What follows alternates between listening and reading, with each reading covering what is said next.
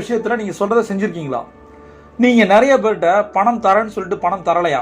அப்ப அந்த மாதிரியான லிஸ்ட் உங்களால எடுக்க முடியுமா? எத்தனை பேருக்கு நீங்கள் பணம் தர வேண்டி இருக்கு ஆனா தரல? அதுக்கு என்ன காரணம் வேணா இருக்கலாம். ஒரு டாப் 10 லிஸ்ட் எழுதுங்க. நான் இவங்களுக்கு தான் பணம் தரணும், தரல, அதுக்கான காரணம் என்ன எழுதுங்க. தர சொல்லல, நானு தரல, ஏன் தரலன்னு எழுதுங்கன்னு சொன்னேன். தரணுமா வேணாமான்னு நீங்க தான் முடிவு பண்ணணும். ஏன் தரல அப்படின்றத எழுதுங்க. இப்ப இன்னொரு லிஸ்ட் எழுதுங்க. உங்களுக்கு யாரு பணம் தரணும்? உங்களுக்கு வர வேண்டிய பணம் இருக்கும் இல்லையா, அந்த பணத்தை தராம இழுத்து அடிக்கிறாங்க, ஏமாத்தலாம், இது வேணா பண்ணலாம். அவங்களுடைய பேரை போட்டு லிஸ்ட்டை போட்டு எழுதுங்க. எழுதும்போது என்ன தோணும்?